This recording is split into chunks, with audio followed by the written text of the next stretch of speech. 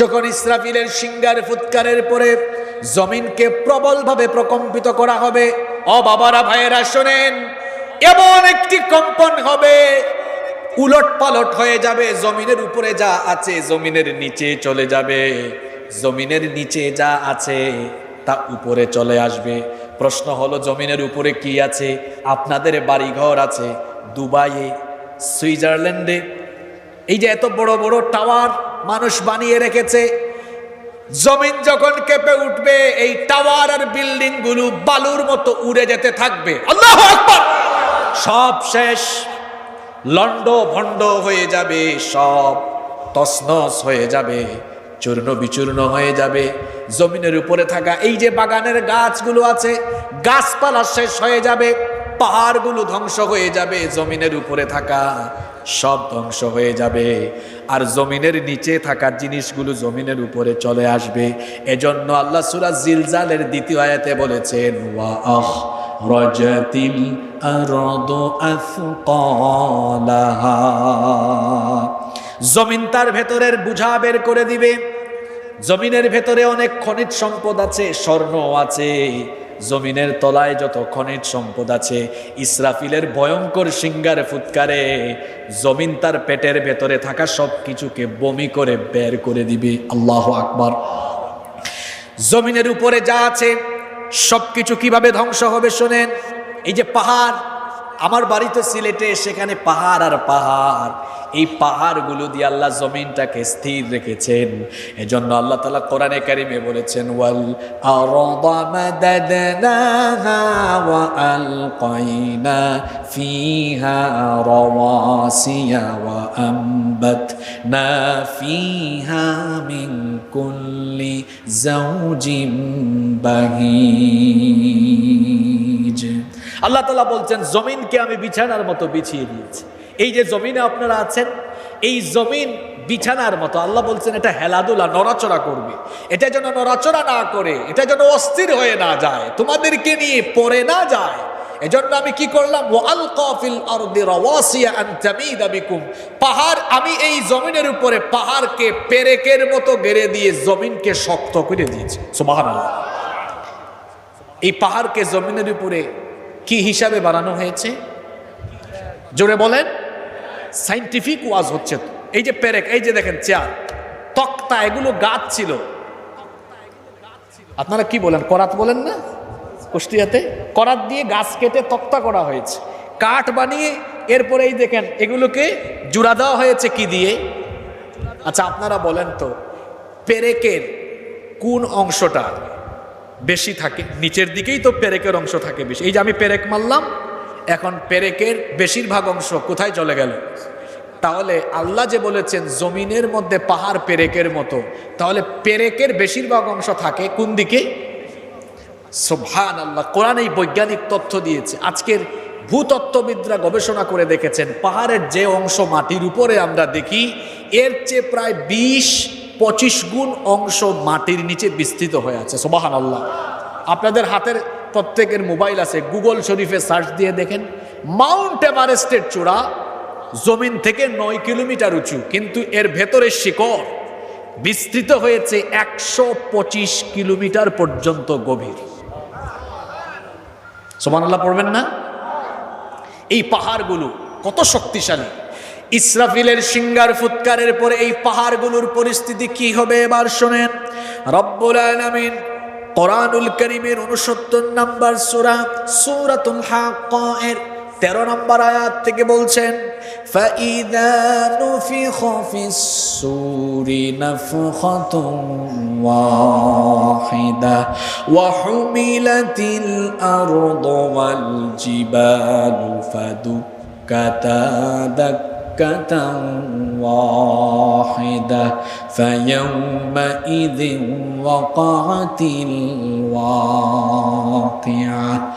আর যখন প্রথমবার একটি সিংহায় ফু দেওয়া হবে, তখন পাহাড় সহ এই জমিনকে উপরে উঠায়া একটা আছাড় দিয়ে এগুলোকে লণ্ডভণ্ড চূর্ণ বিচূর্ণ তছনছ করে দেওয়া হবে।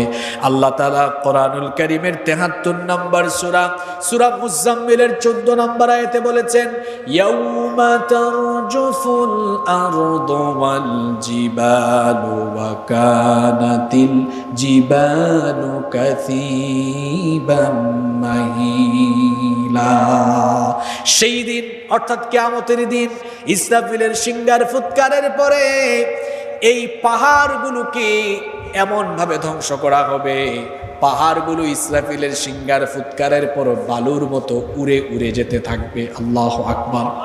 আমাদের পরিচিত সূরা কারিয়া, কোরআনের ১০১ নম্বর সূরা ৫ নম্বর আয়াতে আল্লাহ বলেছেন, ওয়া তাকুনুল জিবালু কাল ইহনিল মানফুশ।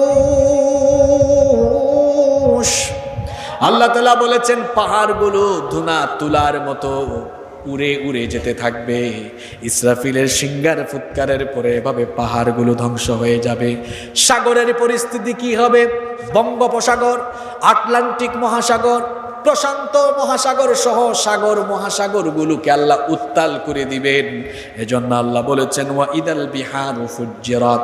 সাগর তার ভেতরের সবকিছু নিয়ে উত্তাল হয়ে যাবে, উত্তেজিত হয়ে যাবে।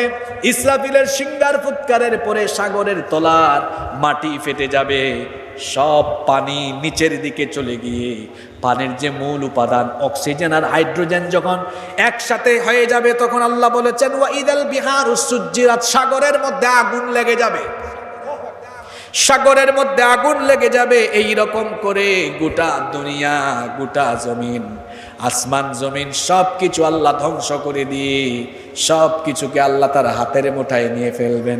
বাহাদুরি দেখান, বাহাদুরি দেখান।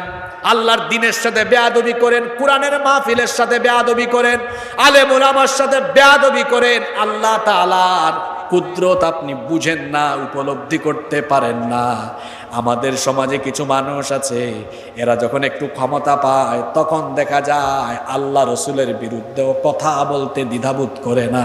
এমন মানুষ আমাদের সমাজে আছে না নাই? মনে রাখবেন, আল্লাহ ব্যতীত সকলের ক্ষমতা হলো ক্ষণস্থায়ী, কেবলমাত্র একজন চিরস্থায়ী ক্ষমতার মালিক, তিনি কে? এজন্য আল্লাহ ক্ষমতার নামে একটা সূরা দিয়েছেন, সূরার নাম হলো সূরা মুলক। সেই সূরার প্রথম আয়াতে আল্লাহ তার ক্ষমতার কথা বলেছেন, ক্ষমতার বাহাদুরি করো না। তাবারাকাল্লাযী বিয়াদিহিল মুলকু ওয়া হুয়া আলা কুল্লি শাইইন কাদির। সকল ক্ষমতা যার হাতের মুঠায়, তিনি কে? তিনি যাকে চান তাকে ক্ষমতা দেন। ইউসুফ নবীর ভাইরা ষড়যন্ত্র করে তাকে কুয়ায় ফেলে দিয়েছিল, তাকে তারা মেরে ফেলবে। তারা ভেবেছিল হয় ইউসুফ এখানে শেষ হয়ে যাবে, অথবা কেউ যদি তাকে উঠায় তাহলে তাকে গোলাম বানাবে। কিন্তু আল্লাহর পরিকল্পনা ছিল ভিন্ন। আল্লাহ তাআলা তার পরিকল্পনা বাস্তবায়ন করলেন কিভাবে? আল্লাহ তাআলা তার কুদরতি ব্যবস্থাপনায় ইউসুফ আলাইহিস সালামকে সেই অন্ধকার কুয়া থেকে উঠায়া তাকে মিশরে নেওয়া, এরপরে আল্লাহ তাকে মিশরের ক্ষমতার মসনদে বসায়া দিলে। আবার আল্লাহ যাকে চান জুতার বাড়ি খাওয়ায়া ক্ষমতার চেয়ার থেকে নামাতে পারেন কি পারেন না? সেই ক্ষমতা বুঝি আল্লাহর নাই? কিন্তু আমাদের অবস্থা হলো এমন যে যখন বসে যায় চেয়ারে, উঠে যায় তখন গিয়ারে। মনে করে আমি হামসে বড় কোন হে, উঠি কি বসি, মরি কি বাঁচি, এমন একটা পরিস্থিতি তখন আরম্ভ হয়ে যায়। মনে রাখবেন, এই যে চেয়ার, আমার আগে আমার ভাই কথা বললেন, ওনার আগে আরেকজন কথা বললেন। চেয়ার কয়টা? জোরে বলেন। মানুষ একজন না কয়েকজন? কিছুদিন আগে আপনাদের উপজেলা নির্বাচন হলো, দেখেন গত 10 বছর আগে উপজেলা চেয়ারম্যান ছিল একজন, এখন হয়তো আছে আরেকজন। 30 বছর পরে উপজেলা চেয়ারম্যান হবে আরেকজন। কিন্তু বলেন তো, হাজার হাজার বছর আগে আল্লাহ ছিলেন যিনি, এখন কি আছেন না তিনি? জোরে বলেন। হুয়াল আউয়ালু ওয়াল আখিরু ওয়াল যাহিরু ওয়াল বাতিনু ওয়া হুয়া বিকুল্লি শাইইন আলীম। তিনি প্রথম, তিনি শেষ, যখন কিছু ছিল না তখনও তিনি ছিলেন, যখন কিছু থাকবে না তখনও যিনি থাকবেন তিনি কি? এজন্য ক্ষমতার বাহাদুরি দেখাবেন না। আজকে ক্ষমতায় আছেন, কালকে হয়তো ক্ষমতায় নাও থাকতে পারেন। আজকে বাহাদুরি দেখান, এমনও হতে পারে আগামীকাল জুতার বাড়ি খাওয়ায়া বেজ্জত করে আল্লাহ চেয়ার থেকে নামায় দিতে পারে। আল্লাহ পারেন কি পারেন না? সবকিছু যখন ইসরাফিলের সিংহার ফুৎকারে লন্ড ভন্ড হয়ে যাবে, তখন আল্লাহ কি করবেন শুনেন। কোরআনুল কারীমের 39 নম্বর সূরা সূরাতুজ জুমারের 67 নম্বর আয়াতে আল্লাহ বলছেন, ওয়াল আরদু জামিআন কবদাতুহু ইয়াওমাল কিয়ামাতি ওয়াস সামাওয়াতু মাতওয়িয়াতুন বিয়ামিনি সুবহানাহু ওয়া তাআলা আম্মা ইউশরিকুন। আল্লাহ তাআলা বলছেন, এভাবে করে গোটা জমিনকে আমি আমার হাতের মুষ্টিবদ্ধ করে ফেলবো। চিন্তা করুন তো, গোটা জমিনকে আল্লাহ মুষ্টিবদ্ধ করে ফেলবেন, মুষ্টিবদ্ধ করে একটা আছাড় দিয়ে শেষ করে দিবেন। আল্লাহ বলছেন, আসমান সমূহকে আমি ভাঁজ করে আমার কুদরতি হাতে নিয়ে ফেলবো, তামাম দুনিয়া শেষ। শুনতেছেন তো আপনারা? কোরআনের আলোকে আজকে চলছে আলোচনা। আপনারা বলবেন, হুজুর কোন দিকে শুরু করে কোন দিকে নিয়ে যাচ্ছেন? একটু পরে বুঝবেন কেন আজকে এই টপিক ধরেছি। মনোযোগ আছে তো আপনাদের? কষ্ট হচ্ছে না তো? ইসরাফিলের সিংহার ফুৎকারে দুনিয়ার সব মানুষ শেষ, আসমান শেষ, জমিন শেষ, এখন কিছু আর নাই। আল্লাহ তাআলা তখন বলবেন, ইয়া দুনিয়া, হে দুনিয়া, আইনা ইমারুক, তোর বুকের উপরে থাকা মানুষের প্রাসাদ, ঘর বাড়ি, টাওয়ারগুলো কোথায়? আইনা জিবালুক, তোর বুকের উপরে থাকা পাহাড়গুলো কোথায়? আইনা আনহারুক, তোর বুকের উপরে বহমান থাকা ঝর্ণাগুলো আজকে কোথায়? আল্লাহ বলবেন, আইনা আশজারুক, তোর বুকের উপরে থাকা উদ্ভিদ গাছপালা আজকে কোথায়? আইনাল মুতাকাব্বিরুন, তোর বুকের উপরে অহংকার করে বিচরণ করা মানুষগুলো কোথায়? আইনাল জব্বারুন, তোর বুকের উপরে স্বৈরাচার আর দাম্ভিক যারা ছিল তারা আজকে কোথায়? আল্লাহ যখন প্রশ্ন করবেন কোনো জবাব আসবে না, কারণ জবাব দেওয়ার মতো কোনো মানুষ তখন বেঁচে থাকবে। আল্লাহ তখন প্রশ্ন করবেন, লিমানিল মুলকুল ইয়াউম, আজকে রাজত্ব কার? আপনারা তো জবাব দিয়েছেন, কিন্তু আপনারা জবাব দেওয়ার জন্য তখন থাকবেন না, কেউ থাকবে না। আল্লাহ নিজেই প্রশ্ন করে নিজেই জবাব দিবেন, লিল্লাহিল ওয়াহিদিল কাহ্হার, আজকে ক্ষমতা কেবল একজনের, তিনি কে?